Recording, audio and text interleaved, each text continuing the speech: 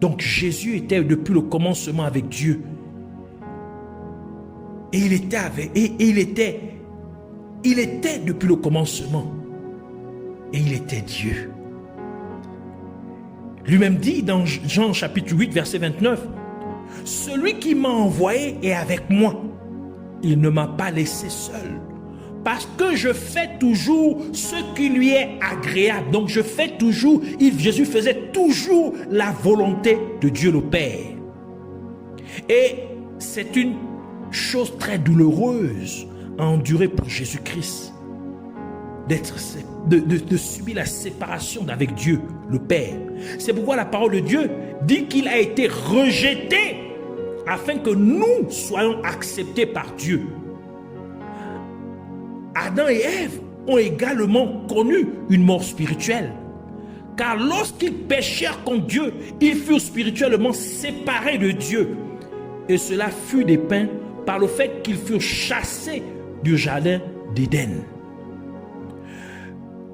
Le deuxième type de mort que Jésus-Christ a connu était une mort physique, la mort physique. Jésus-Christ fut battu, insulté, craché, blessé, faussement accusé, moqué et ainsi de suite. Il subit tout cela à notre place. C'est ce qu'on appelle la substitution. Et finalement, il fut tué en étant crucifié. Romains chapitre 5 verset 6 dit, « Car lorsque nous étions encore sans force, Christ, autant marqué, est mort pour des impies. »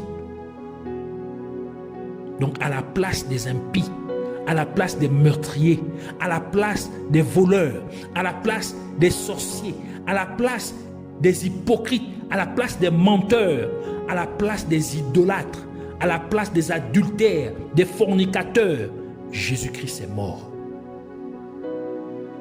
Et la parole de Dieu dit que le bouc ou le chevreau de l'offrande pour le péché devait être emporté hors du camp après avoir été, elle devrait être emportée du camp après avoir été tué.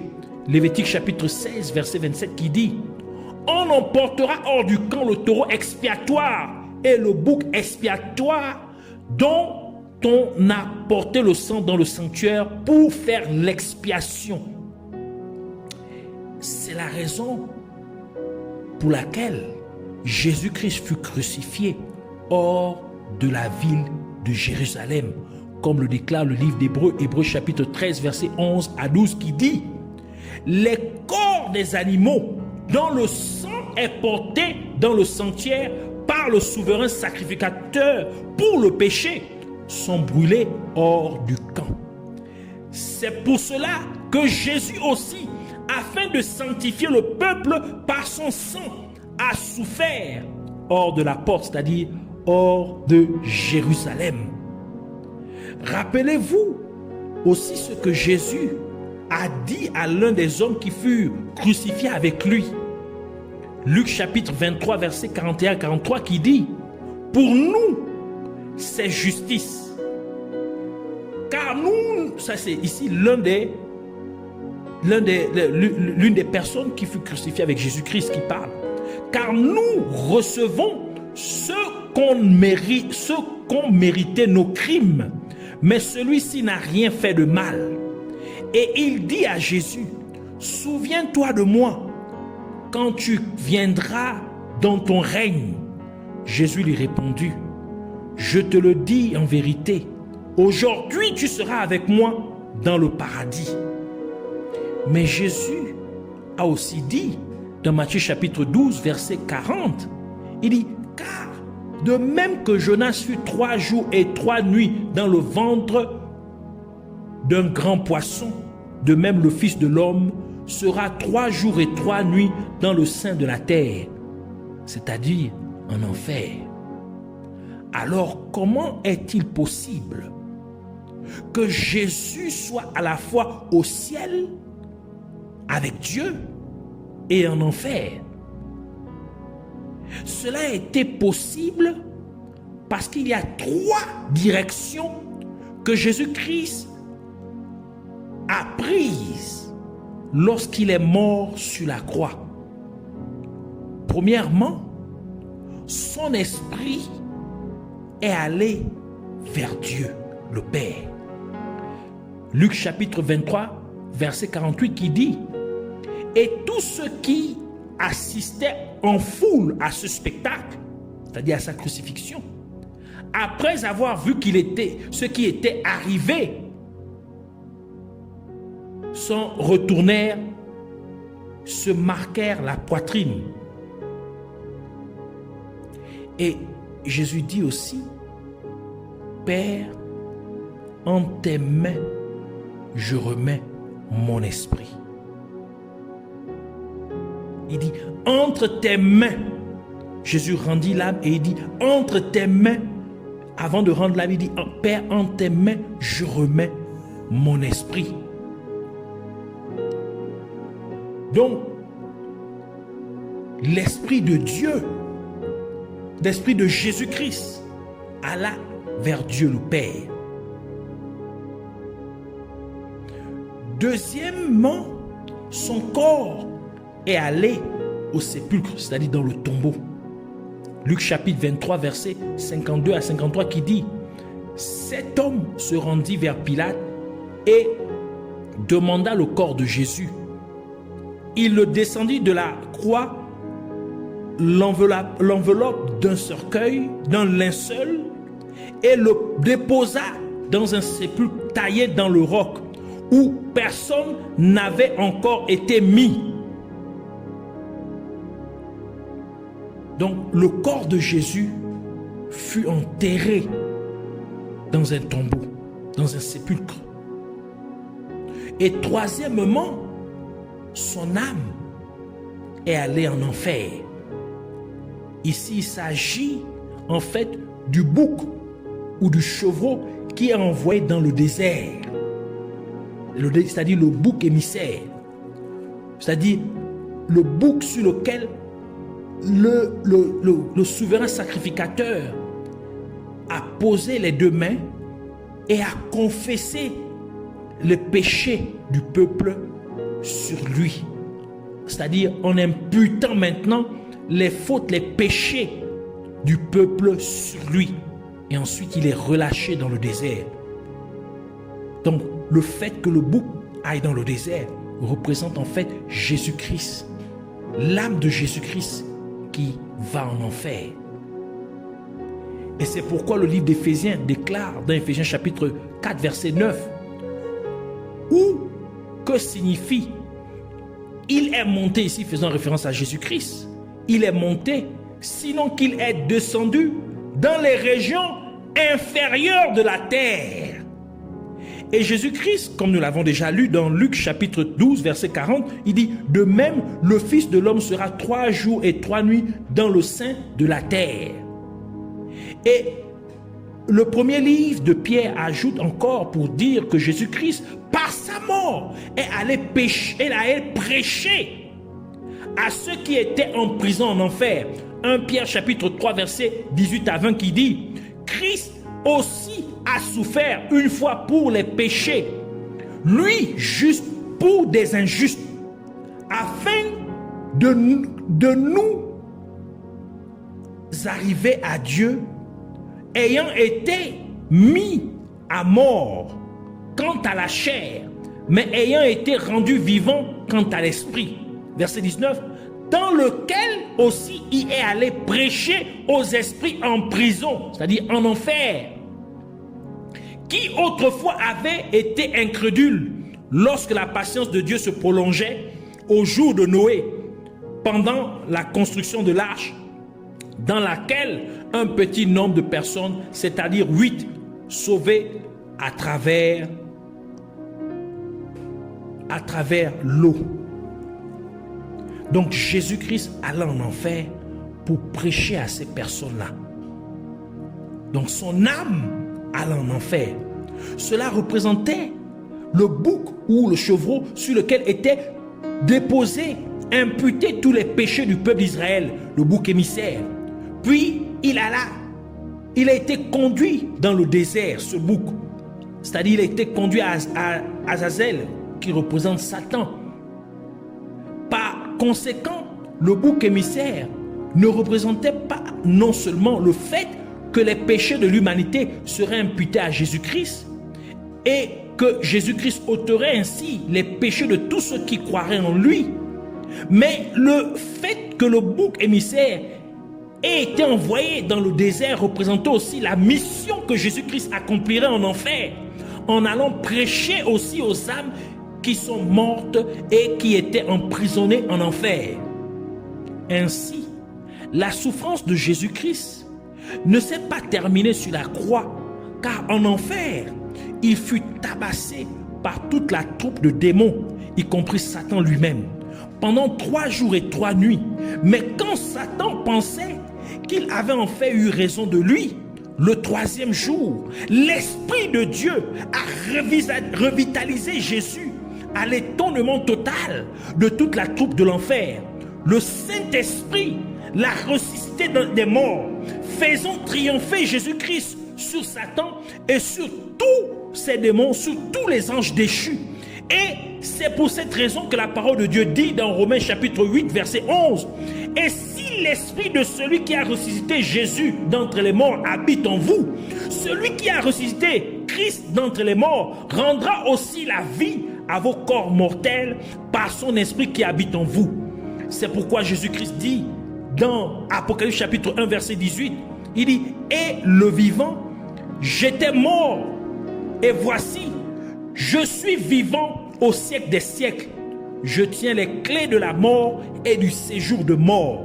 Et l'apôtre Paul ajoute encore dans 1 Corinthiens chapitre 15 verset 54 à 55 pour dire: la mort a été engloutie dans la victoire. Ô mort, où est ta victoire? Ô mort, où est ton aiguillon? Et encore, Paul ajoute pour dire dans 2 Corinthiens chapitre 15, parlant de Jésus-Christ, disant: il a dépouillé les dominations et les autorités et les a livrées publiquement en spectacle, en triomphant d'elles par la croix. Jésus-Christ a également aboli les actes qui nous condamnaient. Alors, tel que le livre de Colossiens l'admet dans Colossiens chapitre 2 verset 14 pour dire: il a effacé l'acte dont les ordonnances nous condamnaient et qui subsistait contre nous, et il l'a détruit en le clouant à la croix.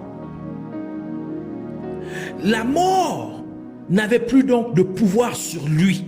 C'est la raison pour laquelle Jésus pouvait aller prêcher aux âmes des morts en prison, c'est-à-dire en enfer. Comme 1 Pierre chapitre 4 verset 6 dit: car l'évangile a été aussi annoncé aux morts, afin que, après avoir été jugés comme les hommes quant à la chair, ils vivent selon Dieu quant à l'esprit. Et le 3e jour, les femmes vinrent au sépulcre apporter de l'huile pour mettre sur le corps de Jésus. Mais quand elles arrivèrent, elles n'ont pas trouvé son corps, mais elles virent 2 anges qui leur dirent, dans Luc chapitre 24 verset 5 à 6, il dit: pourquoi cherches-tu parmi les morts celui qui est vivant? Il n'est point ici, mais il est ressuscité. Donc Jésus-Christ n'était plus parmi les morts, mais parmi les vivants. Dans Jean chapitre 20 verset 11 à 17, Jésus est apparu à Marie Magdeleine, et comme elle voulait le toucher, il lui dit: ne me touche pas, car je ne suis pas encore monté vers mon Père. Oh oui, il manquait quelque chose. Le ministère de Jésus n'était pas encore complet. Rappelez-vous que dans la tente d'assignation que Dieu demanda à Moïse de construire sur terre était une copie du vrai tabernacle ou de la vraie tente ou le vrai temple au ciel où Dieu se trouve. Hébreux chapitre 8 verset 5 qui dit: selon que Moïse en fut divinement averti lorsqu'il allait construire le tabernacle, aie soin lui fut-il dit, de faire tout d'après le modèle qui t'a été montré sur la montagne. Jésus-Christ avait donc besoin d'entrer dans le vrai temple qui est mentionné, comme il est mentionné dans Hébreux chapitre 9 verset 24 qui dit: c'est une figure pour le temps actuel où l'on présente des offrandes et des sacrifices qui ne peuvent rendre parfait sous le rapport de la conscience celui qui rend ce culte. Il dit, mais le Christ, Hébreux chapitre 9 verset 11 à 12, qui ajoute pour dire, mais Christ est venu comme souverain sacrificateur des biens à venir. Il a traversé le tabernacle plus grand et plus parfait, qui n'est pas construit de main d'homme, c'est-à-dire qui n'est pas de cette création. Et il est entré une fois pour toutes dans le saint, dans le lieu très saint, non pas avec le sang des boucs et des veaux, mais avec son propre sang, ayant obtenu la rédemption éternelle. Ainsi, Jésus-Christ devait monter vers le Père parce qu'il devait asperger ou verser son sang sur le propitiatoire, comme le souverain sacrificateur devait apporter le sang du bouc ou chevreau de l'offrande pour le péché dans le Saint des Saints et l'asperger devant et sur le propitiatoire. Donc Jésus devait le faire dans le vrai temple. Et c'est une œuvre merveilleuse que Jésus-Christ a faite pour nous et à travers laquelle il a accompli ce qui suit. Premièrement, Jésus-Christ fut châtié pour que nous soyons pardonnés. Ainsi, Ésaïe chapitre 53 verset 6 dit, il dit, et l'Éternel, la deuxième partie du verset, et l'Éternel a fait retomber sur lui l'iniquité de nous tous. Ainsi, il a fait, on a imputé nos iniquités, nos péchés, afin que nous soyons pardonnés. Deuxièmement, Jésus a été fait péché avec nos péchés, afin que nous soyons rendus justes avec sa justice. Ésaïe chapitre 53 verset 11 qui dit, à cause du travail de son âme, il rassasiera ses égards. Par sa connaissance, mon serviteur justifie juste beaucoup d'hommes, et il se chargera de leurs iniquités. 2 Corinthiens chapitre 5 verset 21 que nous avons lu tantôt dit, celui qui n'a point connu le péché, il l'a fait devenir péché pour nous afin que nous devenions en lui justice de Dieu. Troisièmement, Jésus mourut de la mort qui nous était due afin que nous puissions recevoir sa vie éternelle. Hébreux chapitre 2 verset 9 qui dit, mais celui qui était abaissé par un peu de temps au-dessus des anges, Jésus, nous le voyons couronné de gloire et d'honneur à cause de la mort qu'il a souffert, afin que, par la grâce de Dieu, il souffrit la mort pour nous tous. Jean chapitre 3 verset 16 dit, car Dieu a tant aimé le monde qu'il a donné son Fils unique, afin que puisse croire en lui, ne périssent point, mais qu'ils aient la vie éternelle. Quatrièmement, Jésus a enduré notre rejet en étant lui-même rejeté par Dieu afin que nous puissions être acceptés par Dieu le Père. C'est-à-dire nous avons maintenant l'accès libre à Dieu. Matthieu chapitre 27 verset 46, il dit, et vers la 9e heure, Jésus s'écria d'une voix forte, Eli, Eli, lama sabachthani, c'est-à-dire mon Père, mon Dieu, pourquoi m'as-tu abandonné? Donc on entend pourquoi m'as-tu rejeté? Romains chapitre 5 verset 1 dit, étant donc justifiés par la foi, nous avons la paix avec Dieu par notre Seigneur Jésus-Christ. Donc, nous sommes réconciliés avec Dieu. Nous sommes maintenant acceptés de Dieu. Cinquièmement, Jésus fut blessé pour que nous soyons guéris. Ésaïe chapitre 53 verset 4 à 5 dit, cependant, ce sont nos souffrances qu'il a apportées, ce sont nos douleurs qu'il s'est chargé. Et nous l'avons considéré comme puni, frappé de Dieu et humilié.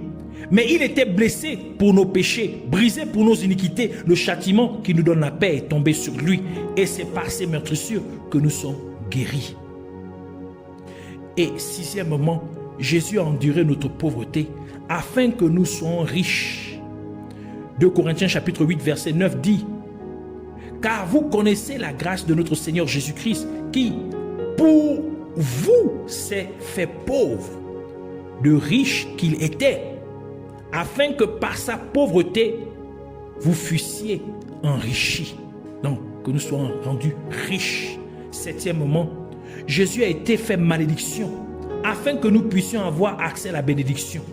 Galates chapitre 3, verset 13 à 14 qui dit: Christ nous a rachetés de la malédiction de la loi, étant devenu malédiction pour nous, car il est écrit: maudit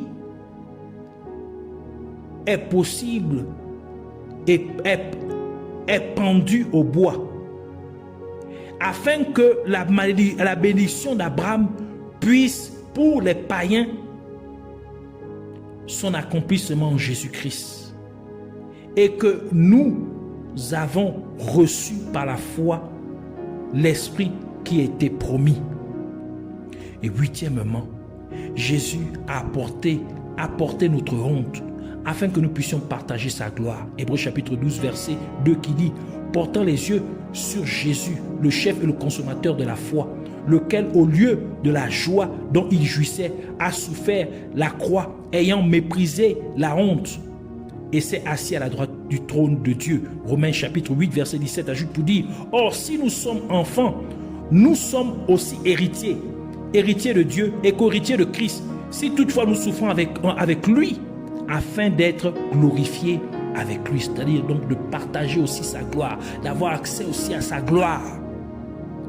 C'est ici les choses que Jésus-Christ nous donne accès par son ministère qu'il a accompli à la croix, par sa mort et sa résurrection. C'est pourquoi nous voulons prier. Merci Abba Père, Dieu Tout-Puissant, toi qui es la sagesse absolue et infinie. Merci d'avoir quitté ton trône de gloire suprême pour venir sur la terre et d'être mort pour nous, pour moi. Tu es mort pour mes péchés. Toi qui étais sans péché, tu as pris sur toi mes iniquités. Toi, tu as été blâmé pour les mauvaises choses que j'ai commises. Tu as été châtié pour ma désobéissance. Tu as été humilié pour mes actes honteux. Je ne te remercierai jamais assez pour l'énorme sacrifice que tu as fait pour moi. Et à cause du grand prix et des énormes souffrances que tu as endurées pour moi, aujourd'hui, je peux me tenir debout avec assurance, car mes péchés sont tous pardonnés. Et parce que tu as été fait péché pour moi, maintenant, je suis devenu juste aux yeux de Dieu, le Père. Et parce que tu es mort à ma place, j'ai maintenant reçu la vie éternelle. Et parce que tu as été rejeté à cause de moi, j'ai maintenant été accepté par Dieu le Père, étant maintenant une nouvelle créature en Jésus-Christ. Et parce que tu as été blessé, je suis maintenant guéri par tes meurtrissures. Et parce que tu es devenu pauvre pour moi, je suis maintenant devenu riche. Et parce que tu es devenu malédiction à cause de moi, je suis maintenant racheté de toute malédiction. Et j'ai accès à la bénédiction. Et parce que tu as enduré la honte à cause de moi, je partage maintenant ta gloire. Ainsi je te remercie, donc Seigneur Jésus-Christ, pour tout ce que tu as accompli pour moi par ta mort et ta résurrection. Que ton nom soit magnifié pour toujours et à jamais. À toi soit toute la gloire, l'honneur et la louange au siècle des siècles. Au nom de Jésus-Christ, j'ai ainsi prié. Amen.